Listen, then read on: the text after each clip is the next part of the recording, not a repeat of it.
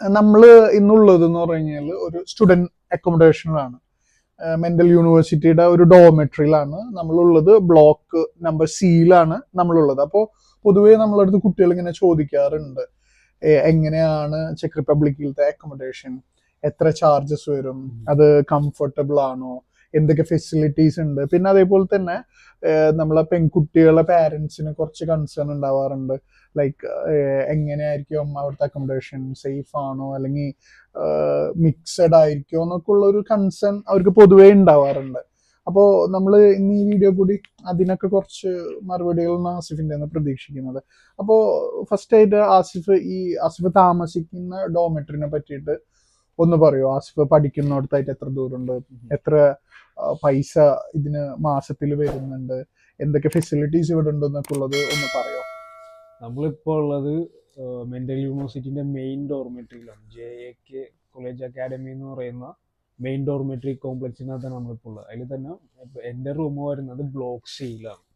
നമുക്ക് ഇവിടെ per night ഒരാൾക്ക് 120 kc ആണ് വരുന്നത്. മന്ത്ലി ഒരാൾക്ക് ഒരു 3600 kc വരും. നാട്ടിലൊരു 13,000 രൂപയ്ക്ക് അടുത്ത് ഒരാൾക്ക് റെന്റ് വരും.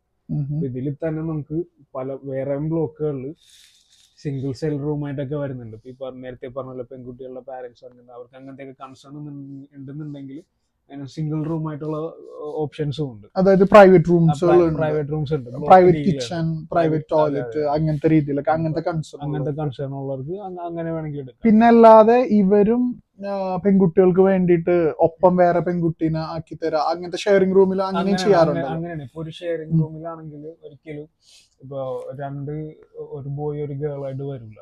അല്ലെങ്കിൽ 2 ബോയ്സ് ആയിരിക്കും, അല്ലെങ്കിൽ 2 ഗേൾസ് ആയിരിക്കും. ചില കേസിൽ ഇപ്പോ ഇപ്പോ കല്യാണം കഴിഞ്ഞ ആളുകളൊക്കെ പഠിക്കുന്നുണ്ട്. അങ്ങനത്തെ കേസിലൊക്കെ മാത്രം അവര് ഒരു റൂമിലേക്ക് കൊടുക്കുള്ളൂ. നമ്മളെ കൺസെന്റ് എടുത്തിട്ട് ആ റൂംമേറ്റിനെ അവര് ഫിക്സ് ചെയ്യുള്ളൂ. ഇപ്പൊ ആസിഫ് പറഞ്ഞ 13,000 എന്നൊക്കെ പറയുമ്പോ ഭയങ്കര അഫോർഡബിൾ ആണ് അല്ലെ? വളരെ അഫോർഡബിൾ ആണ് ഇവിടെ തോന്നുന്നത്. എനിക്ക് വേറെ ഇവിടെ അടുത്തുള്ള യൂണിവേഴ്സിറ്റിയിലും ഫ്രണ്ട്സ് ഉണ്ട്. അവരുടെ ഡോമിലൊക്കെ വെച്ച് നോക്കുമ്പോ അറൗണ്ട് നമുക്കൊരു നാട്ടിലൊരു 10,000 9,000 രൂപ കുറവാണ് നമുക്ക് ഇവിടെ വരുന്നത്. ഓക്കെ, അവിടെ എന്നാലും അത് നോക്കുകയാണെങ്കിൽ ഇപ്പോ യൂറോപ്പിന്റെ ഒരു ലിവിങ് സ്റ്റാൻഡേർഡ് ഒക്കെ വെച്ച് നോക്കുമ്പോൾ ചെക്കിൽ താരതമ്യേന ലിവിങ് എക്സ്പെൻസ് വളരെ കുറവാണ്. ഇപ്പൊ നമ്മൾ ഈ പറഞ്ഞ പ്രൈവറ്റ് ആയാലും അഫോർഡബിൾ തന്നെയാണ് അല്ലെ? കുറച്ച് ചെറിയ വ്യത്യാസം ഉണ്ടാവുന്നുള്ളൂ ഇതിനപേക്ഷിച്ച്. ഓക്കെ, ഇതിലിപ്പോ നിങ്ങൾ 2 പേരാണ് താമസിക്കുന്നത്, 2 2 ബെഡ് ഷെയറിംഗ് ആണ് നമുക്കുള്ളത്. പിന്നെ നമ്മൾ ഇതിന്റെ ഫെസിലിറ്റീസ് ഇപ്പോ സാധാരണ ഇപ്പൊ സ്റ്റുഡന്റ് അക്കോമഡേഷനിലൊക്കെ നമ്മൾ കാണാറുള്ളതെന്ന് പറഞ്ഞു കഴിഞ്ഞാൽ ടോയ്ലറ്റ്സുകള്, പിന്നെ അതേപോലെ തന്നെ കിച്ചൺ, ജിമ്മ്, പിന്നെ സ്റ്റഡി റൂംസ്, അങ്ങനത്തെ ഫെസിലിറ്റീസ് ഇവിടെ ഉണ്ടോ? ഉണ്ട്, നമുക്ക് ഇവിടെ എല്ലാ ഫ്ലോറിലും വലിയൊരു ഷെയർഡ് കിച്ചൺ ഫെസിലിറ്റി ഉണ്ട്. അതുപോലെ തന്നെ ഒരു ഹൈജീൻ ഫെസിലിറ്റി ഉണ്ട്. ഡെയിലി രാവിലെ ആള് വന്ന് ക്ലീൻ ചെയ്തിട്ട് പോകും.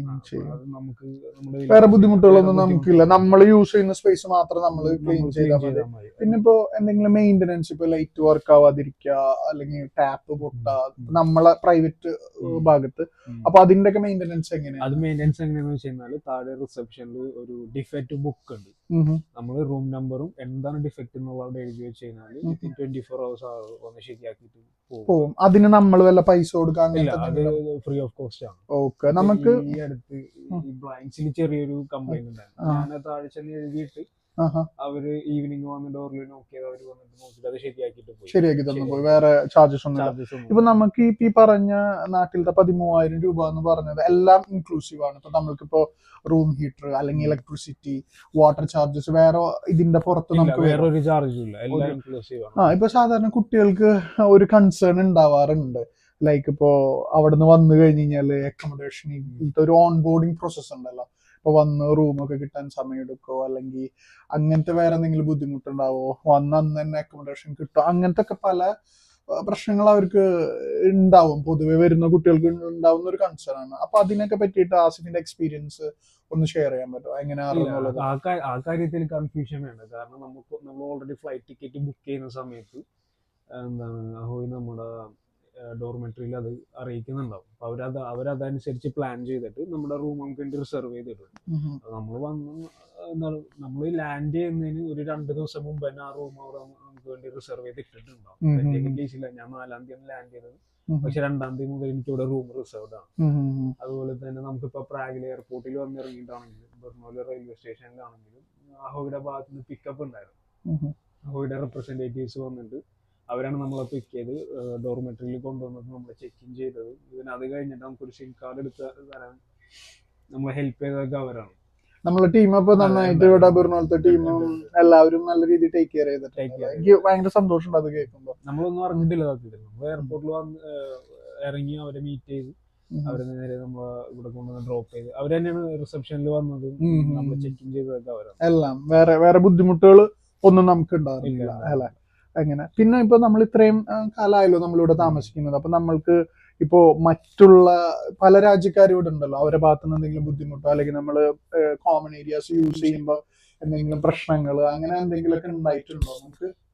ഇല്ല, അങ്ങനെയില്ല. എല്ലാവരും പൊളൈറ്റ് ആണ്. കാരണം ഇപ്പൊ പുറത്തുനിന്നുള്ള രാജ്യം അവര് വേറൊരു നാട്ടിലാണ് വന്ന് നിൽക്കുന്നുള്ളൊരു ഒരു കോൺഷ്യസ്നെസ് ഉണ്ട്.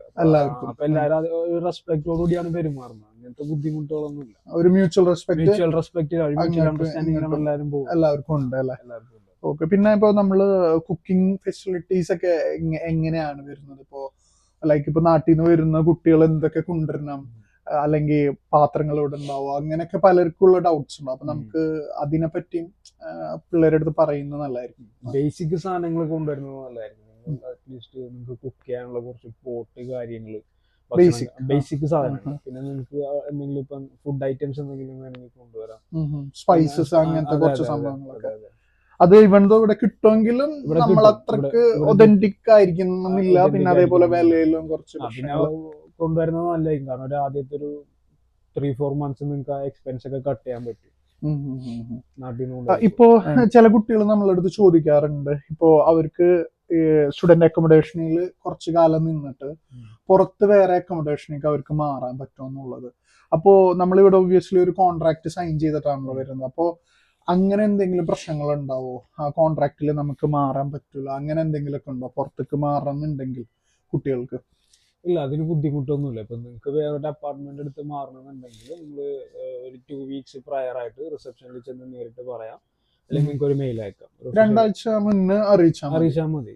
അപ്പൊ പിന്നെ അതിനനുസരിച്ചിട്ടുള്ള റെന്റ് നമ്മൾ റെന്റ് കൊടുത്താൽ മതി. അപ്പൊ അവർ അതനുസരിച്ചിട്ട് നമ്മുടെ കോൺട്രാക്ട് ടെർമിനേറ്റ് ചെയ്ത് തരും. അപ്പൊ അത് കഴിഞ്ഞിട്ട് നമുക്ക് പുറത്ത് വേറൊരു നമ്മളൊരു 3-4 ഫ്രണ്ട്സ് ആയിട്ട് ചേർന്നിട്ട് നമുക്ക് അപ്പാർട്ട്മെന്റ് എടുക്കാം, റെന്റ് ഷെയർ ചെയ്തിട്ട് നമുക്ക് അപ്പാർട്ട്മെന്റ് എടുക്കാം.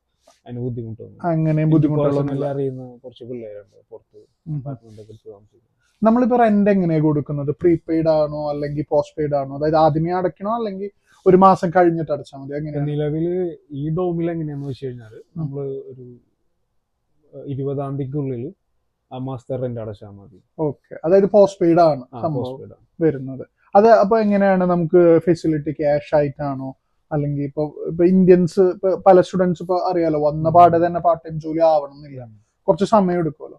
അപ്പോ ആ ടൈമിൽ അവർക്ക് ഫോറക്സ് കാർഡ് ഉപയോഗിക്കാൻ പറ്റുമോ, അല്ലെങ്കിൽ ക്യാഷ് തന്നെ അവർ ആക്സെപ്റ്റ് ചെയ്യുള്ളൂ, ചെക്ക് കറൻസി മാത്രമേ ആക്സെപ്റ്റ് ചെയ്യുള്ളൂ, എങ്ങനെയാണ് അത്? ഇല്ല, നിങ്ങൾക്ക് കാർഡ് ഉപയോഗിക്കാം, ക്യാഷ് ഉപയോഗിക്കാം. ഇപ്പൊ ഞാൻ എന്റെ ഫസ്റ്റ് റെന്റ് പേ ചെയ്തത് നാട്ടിലെ കാർഡ് വെച്ചിട്ടാണ്. വേറെ പ്രശ്നങ്ങളൊന്നും പ്രശ്നമില്ല.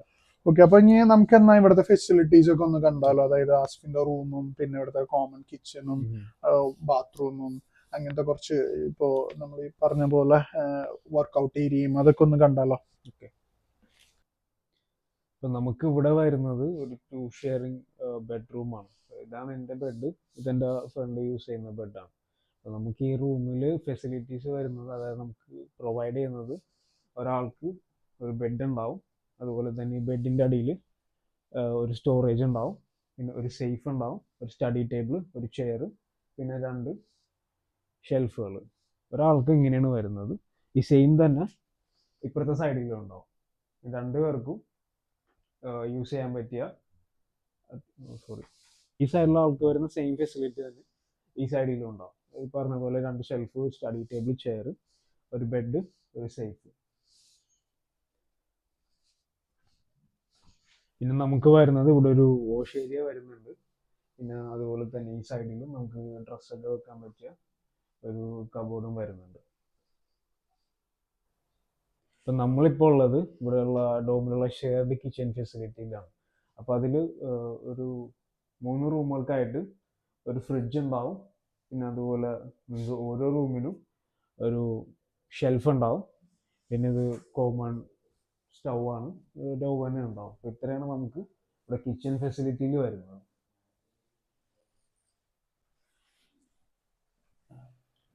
ഇതാണ് നമ്മുടെ ഹൈജീൻ ഫെസിലിറ്റീസ്. ഇവിടെ നമുക്ക് ഒരു 6 സിങ്ക് ഉണ്ട്, ഒരു വാഷിംഗ് സ്പേസ് പോലെയുണ്ട്. പിന്നെ അത് കഴിഞ്ഞിട്ട്